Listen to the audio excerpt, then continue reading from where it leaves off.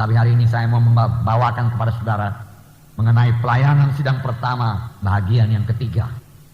Dan 3 minggu berturut-turut kita melihat sidang pertama. Hari ini kita melihat lagi bagaimana pelayanannya. Dalam Kisah Rasul pasal 19 ayat 1 sampai 11. Kisah Rasul pasal 19 ayat 1 sampai 12. 1 sampai 12. Kita akan membacanya bersama-sama. Bukalah Alkitab saudara. Dan kita mau Roh Kudus mengajari kita. Dan sepanjang pembacaan Alkitab ini biarlah kita biarkan Roh Kudus menerangkan firman-Nya ini kepada kita. Dan Roh Kudus sangat menekankan apa yang perlu, apa yang kita butuhkan pada hari ini.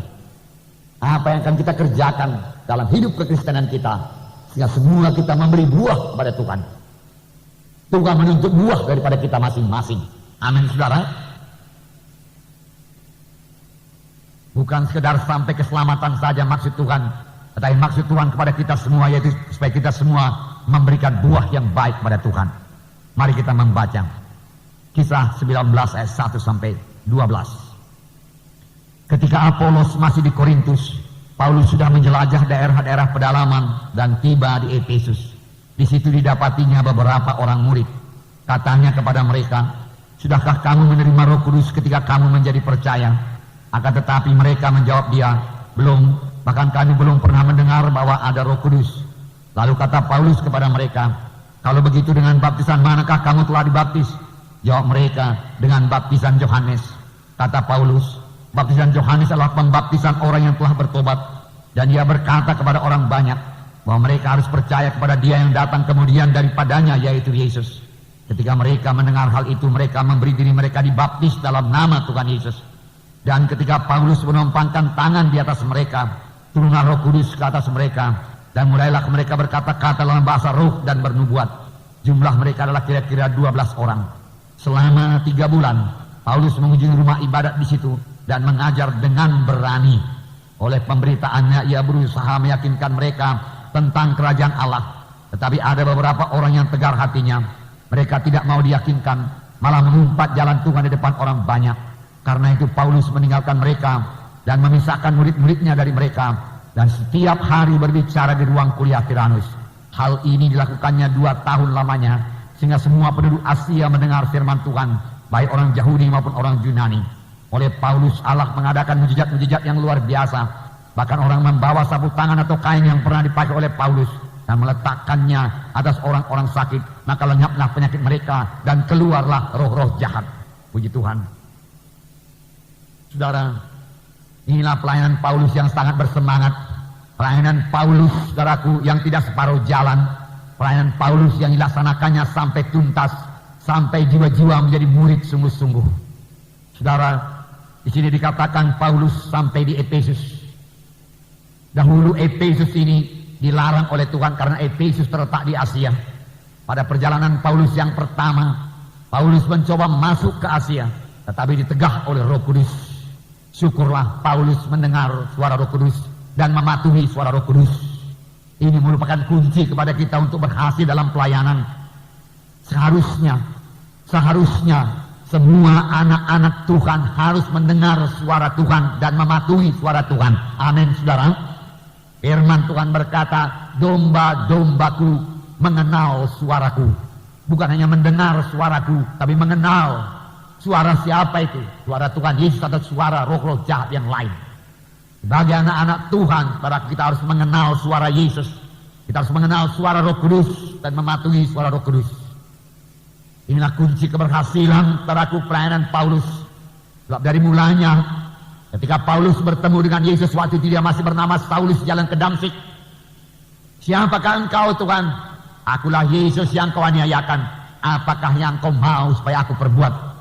Dia sudah bertanya kepada Tuhan, "Apa yang mau aku perbuat, yang kau kehendaki supaya aku perbuat?" Dia sudah menetapkan hatinya untuk patuh kepada Tuhan, untuk taat kepada Tuhan. Taat kepada Tuhan kunci kepada keberhasilan. Tuhan berkata, "Jangan masuk Asia." Dia tidak masuk Asia. Karena waktu itu, karena saya mengatakan kepada saudara-saudara, ada waktu Tuhan.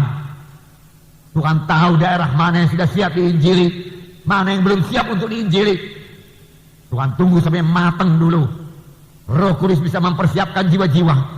Dan kalau sekiranya Paulus mengeraskan hati pada waktu itu dan terus masuk Asia, Paulus akan mengalami begitu banyak kesulitan dan kemungkinan besar dia gagal.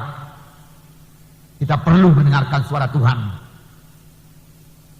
Sekarang ini pun kita perlu mendengarkan suara Tuhan. Sensitiflah saudaraku pada suara Tuhan. Penuhi hati saudara dengan firman Tuhan, karena Tuhan juga bicara melalui firman-Nya. Lalukan dari hati saudara perkara-perkara daging dan dunia yang membawa kepada kematian, yang menutup pengertian rohani saudara, yang memiskinkan saudara dalam perkara-perkara rohani.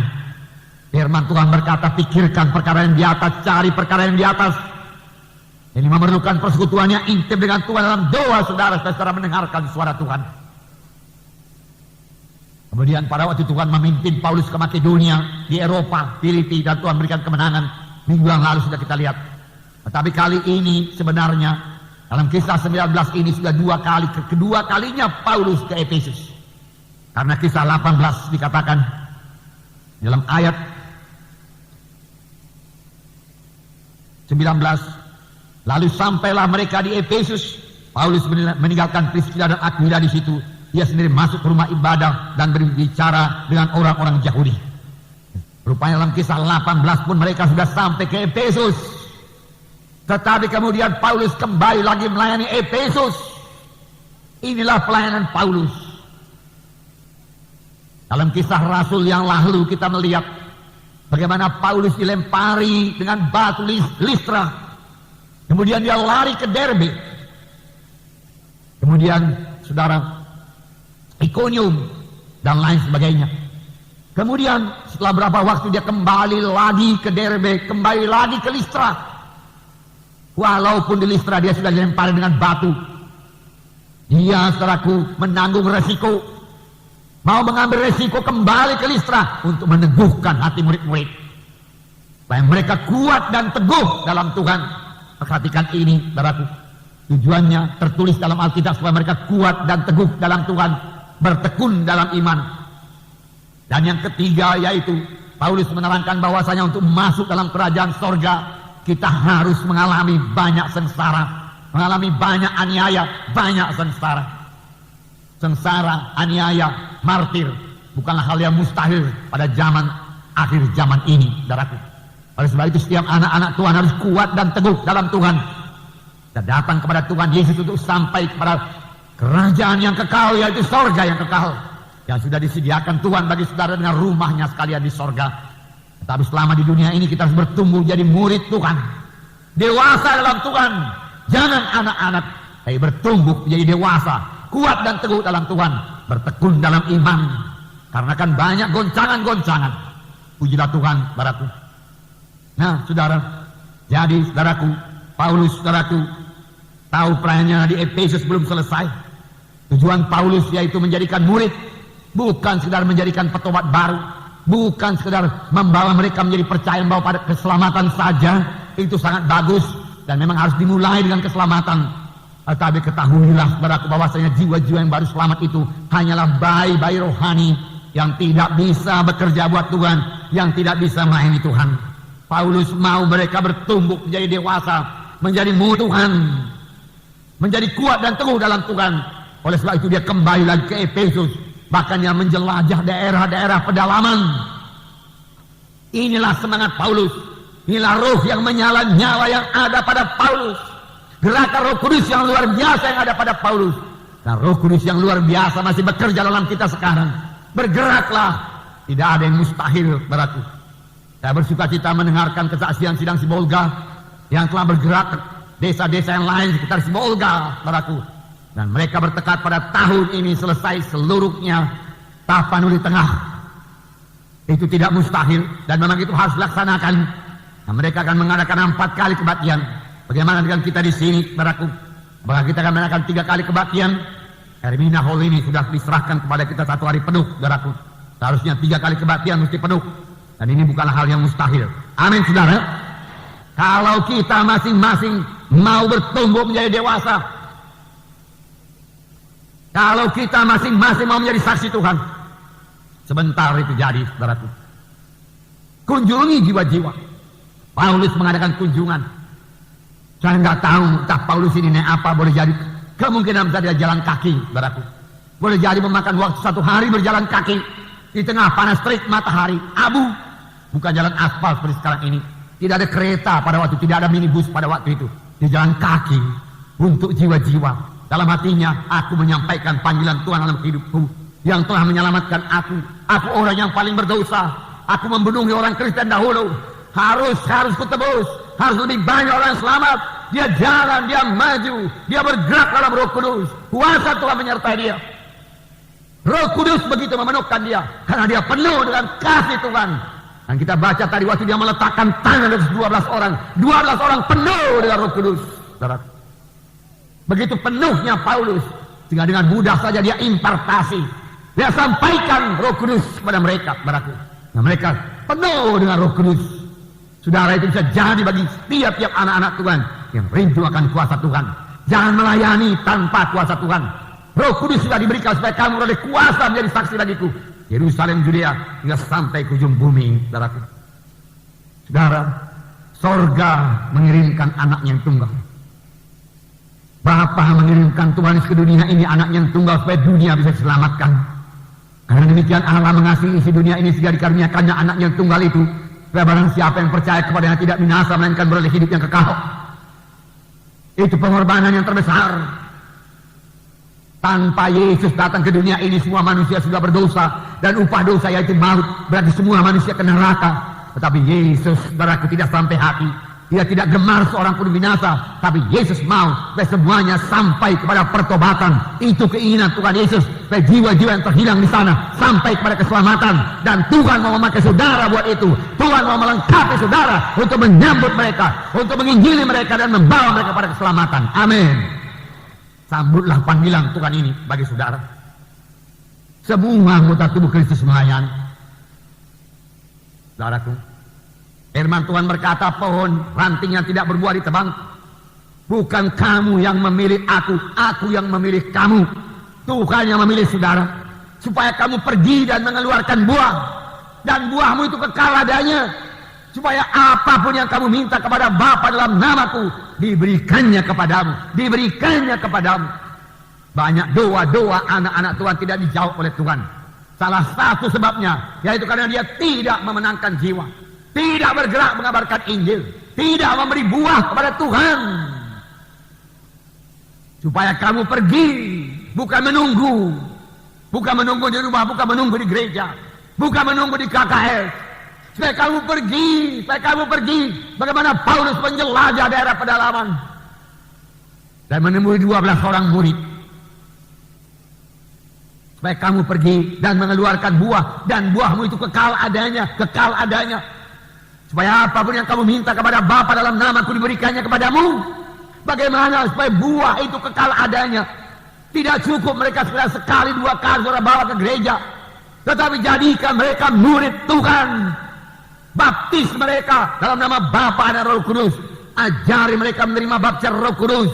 Bawa mereka training, ajari mereka firman Tuhan, doakan mereka, muridkan mereka, sehingga bisa memuridkan orang lain lagi. Inilah buah yang kekal. Amin. Miliki buah yang kekal. Jangan menjadi Kristen-Kristen yang miskin yang tidak memiliki buah. Dikerat ranting yang tidak berbuah, dikerat, Tuhan berkata. Pekerjaan Tuhan tidak bisa dikerjakan hanya oleh pendeta-pendeta saja, hanya oleh penginjil-penginjil, guru-guru agama, gembala-gembala sidang saja. Tetapi setiap anggota tubuh Kristus, setiap anak-anak Tuhan harus mengambil bagian di dalam menggenapkan amanat agung. Amin. Haleluya. Biarlah saudara bergemar menyambut pimpinan Tuhan ini, panggilan Tuhan dalam hidup saudara. Tahukah saudara bahwasanya pada waktu Stefanus dilempari dengan batu sampai mati, Tuhan memunculkan Saulus yang pada waktu itu menjaga pakaian orang yang melempari batu menjadi rasulnya. Dan pada waktu Paulus dilempari batu di Listra, muncul pula Timotius yang sangat menjadi penolong bagi Paulus. Apakah yang saya mau katakan kepada saudara? Pelajaran apakah yang kita tarik daripada dua kejadian ini. Sesudah Stefanus dilempari dengan batu sampai mati, Tuhan memanggil Saulus menjadi Paulus, menjadi rasul yang membawa jutaan jiwa kepada keselamatan dan menulis sepertiga daripada perjanjian baru. Sampai kita semua menerima berkat Tuhan. Pada waktu Paulus dilempari dengan batu Listra, hampir mati. Tetapi waktu itu saya berkata kepada saudara, sebenarnya dia sudah mati. Sebenarnya dia sudah mati. Karena apa? Karena sudah dilempari dengan batu, dia diseret keluar kota. Firman Tuhan berkata, bagaimana tidak mati, sudah pingsan, berlumuran darah, kemudian diseret lagi barang 1 kilometer, kakinya dipegang, diseret, dan orang meninggalkan di luar kota, tidak bergerak lagi, sudah mati. Dan Paulus juga berkata, aku mengenal akan seorang yang sudah diangkat ke sorga dan mendengar suara yang tidak patut didengar oleh manusia. Boleh jadi pada waktu itulah dia sampai ke sorga, dia sudah mati. Tetapi ketika murid-murid mengelilingi dia dan berdoa, Tuhan hidupkan kembali, Tuhan kembalikan rohnya kepada Paulus. Dan Paulus bangun, dan pada keesokan harinya dia pergi ke Derbe. Sungguh ini mujizat yang luar biasa. Mujizat yang luar biasa. Dan saya mau setiap orang yang menerima mujizat yang luar biasa menjadi pembawa Injil, pembawa mujizat yang luar biasa. Harus punya iman. Seperti saudara kita dari Sibolga tadi, dia katakan dia disembuhkan Tuhan dari jantung yang bocor. Seharusnya dia bisa berdoa buat setiap jantung yang bocor atau setiap penyakit jantung supaya disembuhkan Tuhan. Amin. Itu maksud Tuhan. Dan sesudah itu muncullah Timotius, diselamatkan Tuhan. Boleh lihat Timotius selamat di Listra waktu itu, saudaraku. Dia lihat Paulus lempar dengan batu, dia tidak tahu, Roh Kudus bekerja kepadanya, dan dia pun selamat. Saya mau mengatakan kepada saudara, kalau pekerjaan Tuhan, kalau penginjilan, kalau pemuritan dilakukan dengan pengorbanan yang besar, maka hasilnya juga besar. Hasilnya juga kuat dan kokoh. Amin. Tetapi kalau penginjilan dilaksanakan asal-asalan saja, asal siap saja, saudaraku, tanpa pengorbanan, sambil-sambilan, maka hasilnya juga sangat ringan, boleh jadi nihil sama sekali. Beri prioritas saudara untuk pengabaran Injil. Beri waktu saudara, prioritas saudara untuk mengunjungi, untuk memuridkan, untuk memuridkan. Saudaraku, banyak jiwa-jiwa di kota Medan ini, banyak. Cari jiwa-jiwa baru, cari jiwa-jiwa yang belum selamat. Jangan ambil jiwa gereja lain yang sudah selamat, yang sudah lahir baru, apalagi sudah melayani di gereja itu, saudaraku. Saudara, jangan ambil mereka itu. Apalagi mereka sudah dimuridkan di sana, sudah diajari di sana, dan dia bisa bertumbuh di sana. Jangan tarik ke gereja kita. Itu merusak tubuh Kristus. Tuhan menempatkan dia di sana, apa hak kita menarik dia dari sana? Nanti kita tidak diberkati Tuhan, saudaraku, dengan jiwa-jiwa baru. Sekarang Tuhan memberkati kita dengan jiwa-jiwa baru. Cari jiwa-jiwa yang belum selamat, yang belum lahir baru, walaupun dia sudah ke gereja, tetapi dia belum selamat, dia belum lahir baru. Ambil dia, saudaraku, bawa pada keselamatan. Karena kalau dia tidak selamat, walaupun dia sudah ke gereja, karena gereja tidak menyelamatkan, hanya Yesus yang menyelamatkan. Firman Tuhan berkata, barang siapa memiliki Yesus, dia memiliki hidup yang kekal. Siapa yang tidak memiliki Yesus, tidak memiliki hidup yang kekal. Kalau dia belum memiliki Yesus, bawa dia. Amin, saudara. Bawa, masukkan pada keselamatan, muridkan dia, ajari dia, kunjungi dia, bawa dia kebaktian KKS, bawa dia kebaktian Minggu, bawa dia baptisan. Saudara bekerja keras buat ini, dalam berkorban buat ini, sehingga saudara memberi buah buat Tuhan. Amin.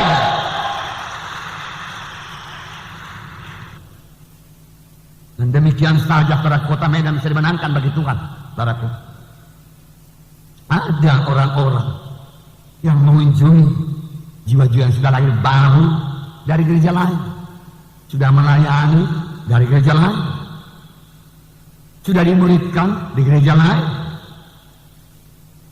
dengan iming-iming nanti di sana kami beri uang, kamu mendapat pelajaran yang lebih baik, kami ajarin kau musik dan lain sebagainya. Saudaraku, saya katakan kepada saudara, perbuatan seperti itu merusak tubuh Kristus.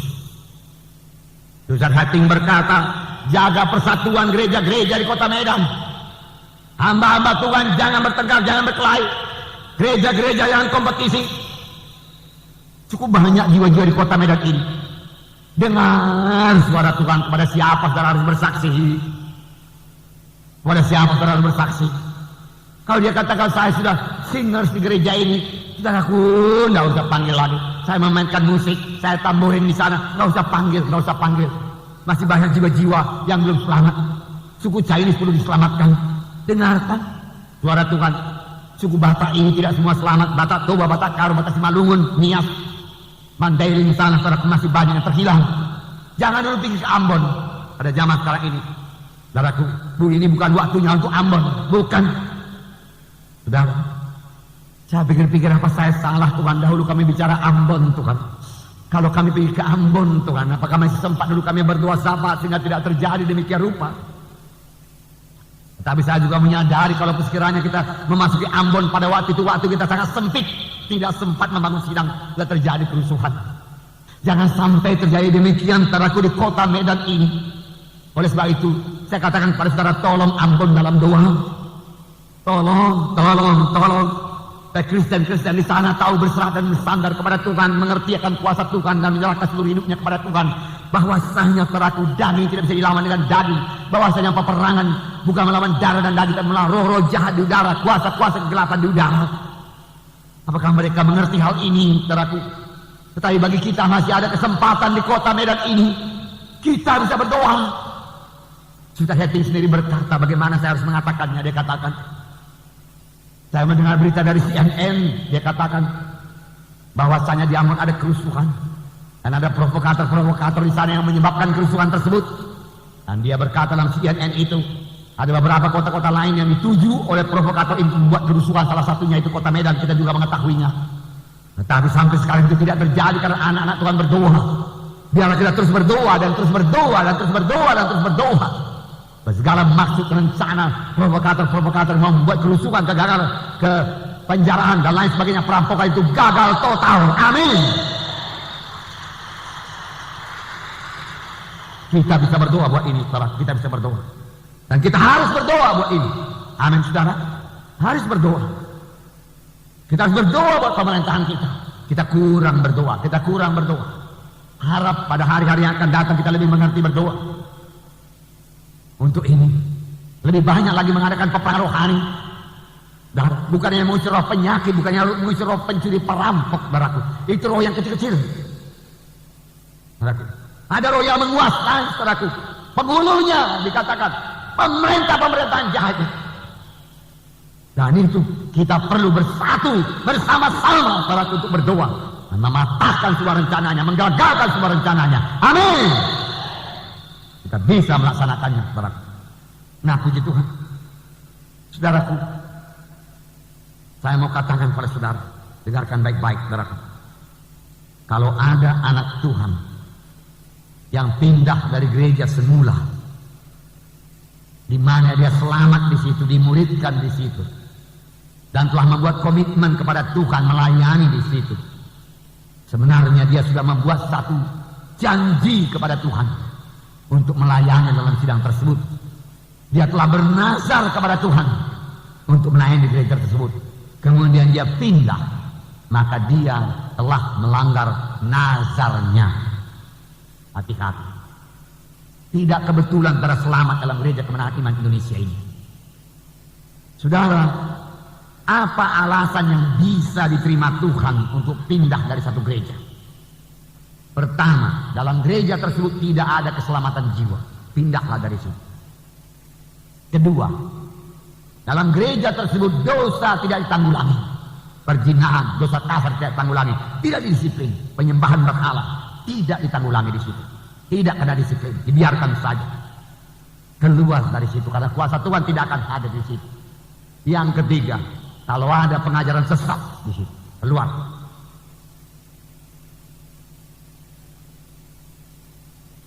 Dan tapi kalau sekedar kekurangan dua nyanyiannya kurang bagus, muridnya kurang, musiknya kurang bagus, saudaraku, itu tidak alasan. Tidak ada satu gereja lokal pun di dunia ini yang sempurna. Tidak ada. Semua ada kekurangan karena kita belum ke sorga. Karena banyak kekurangan-kekurangan itulah kita bersatu, kita berdoa, kita saling menolong satu sama lain. Jikalau saudaramu bersalah, biarlah kamu selesaikan dengan dia. Berarti ada pertengkaran juga dalam gereja lokal, tetapi itu bukan berarti fatal, bisa diselesaikan. Kalau dia tidak mendengar engkau, bawalah tua-tua sidang lagi untuk menasihatkan dia. Jadi selesaikan persoalan itu. Saling membuka hati, mau mengalah, mau mengampuni, mengasihi, maka dia akan diberkati Tuhan, maka gereja akan diberkati Tuhan. Amin, saudara. Ya,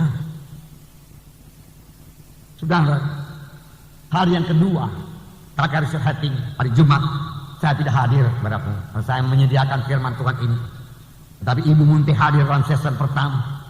Di situ, saudaraku, Susah berbicara mengenai nazar.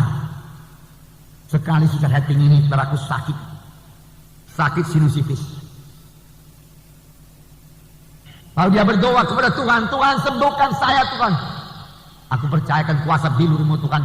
Engkau Tuhan yang hidup, tidak ada yang mustahil kepadamu Tuhan. Engkau bisa lenyapkan penyakitku ini Tuhan, di dalam nama Yesus. Tidak sembuh juga. Dia tambahi doanya dengan puasa, tidak sembuh juga.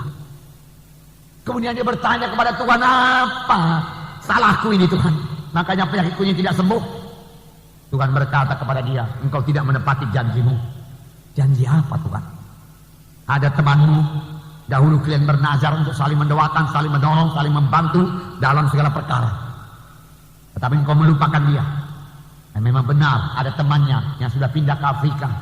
Lalu Susah setting tidak menulis surat lagi, tidak mendoakan lagi, tidak saling membantu dalam dana dan lain sebagainya. Dan Susah mengaku, ya Tuhan benar, aku telah bersalah. Lalu dia datangi temannya tersebut dan mengaku kesalahannya. Ampuni aku tidak mendoakan engkau selama ini, aku tidak membantu, kita kurang berhubungan, padahal kita sudah bernazar untuk saling bersaudara, terus saling menolong seumur hidup kita. Maukah engkau mengampuni aku? Temannya berkata mau. Maukah engkau kita teruskan nazar kita tersebut? Temannya berkata kalau engkau mau, saya mau. Lalu mereka meneruskan nazar yang tersebut. Saudaraku, sesudah itu Susah setting sembuh daripada penyakitnya. Kalau sudah bernazar, saudaraku, penuhilah itu. Banyak pintu-pintu terbuka kepada setan buat anak-anak Tuhan karena nazar, karena janji yang tidak ditepati. Penyakit tidak sembuh-sembuh, rohnya tidak bebas untuk memuji Tuhan. Seharusnya tiap-tiap anak Tuhan bebas memuji Tuhan. Saudaraku, bebas. Seharusnya berkat Tuhan melimpah bagi anak-anak Tuhan, terlebih pada akhir zaman ini. Saya tidak percaya krisis moneter bagi anak-anak Tuhan.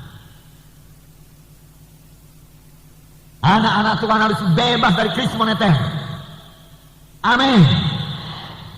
Ini pernyataan saya sampaikan dengan iman, seturut dengan firman Tuhan. Karena Abraham ditolong Tuhan waktu bala kelaparan pada waktu itu. Ishak diberikan Tuhan 100 kali ganda. Dia bersebelahan ladang dengan orang Filistin, tapi ladangnya 100 kali ganda diberkati Tuhan lebih daripada orang Filistin pada zaman kelaparan. Tuhan selalu membuka jalan kepada anak-anaknya. Tapi jaga persekutuan saudara dengan Tuhan. Janji-janji saudara, nazar saudara, janji saudara akan persepuluhan genapkan. Bahkan mengenai persepuluhan, engkau mendatangkan kutuk atasmu, firman Tuhan berkata. Mengapa kutuk ini datang Tuhan? Karena engkau tidak menggenapkan persepuluhanmu, engkau tidak membayar nazarmu, Tuhan berkata. Maka kutuk ini datang padamu. Tetapi kalau engkau mengenapkan janjimu, aku membuka tingkap-tingkap di langit pada segala zaman, amin, dan mencurahkan berkat yang berkelimpahan kepadamu. Itu janji Tuhan. Dalam Nahum pasal 1, Mika Nahum ya.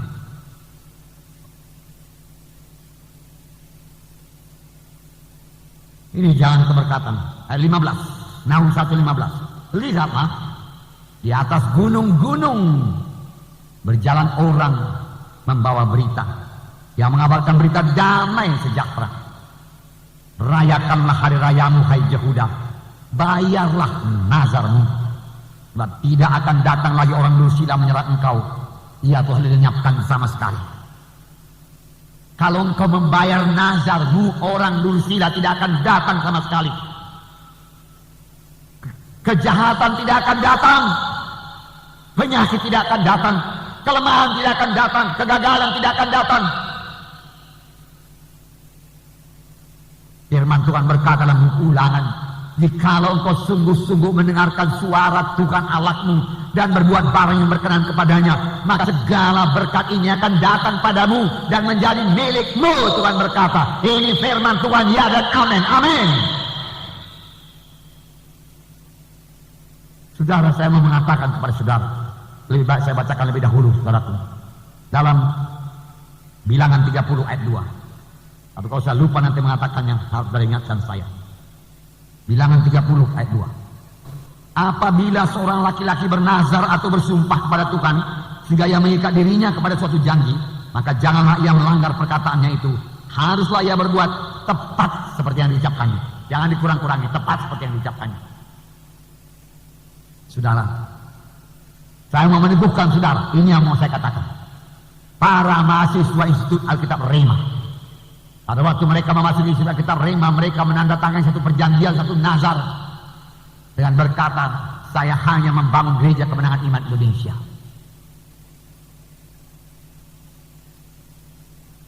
Apa yang terjadi kalau mereka kemudian melanggar nazarnya? Minggu yang lalu kita melihat bagaimana Timotius diutus dari sidang lokal. Paulus berkata, aku mau membawa engkau Timotius, tetapi kau harus permisi dulu dengan tua-tua sidang di Listra. Lalu tua-tua sidang di Listra menumpangkan tangan, penompangan tanganku dan penompangan sidang pada tua. Maka karunia Allah berlaku atasmu. Kemudian Paulus berkata kepada Timotius, janganlah engkau lupa mengobarkan karunia Tuhan yang ada padamu. Dalam hal tanganku terhantar atasmu, dalam hal tangan tua-tua sidang diletakkan atasmu. Ini pengutusan dalam peletakan tangan. Timotius menerima karunia karena Roh Kudus. Timotius menerima tudungan sidang Listra. Berangkat dengan berkemenangan, selamat.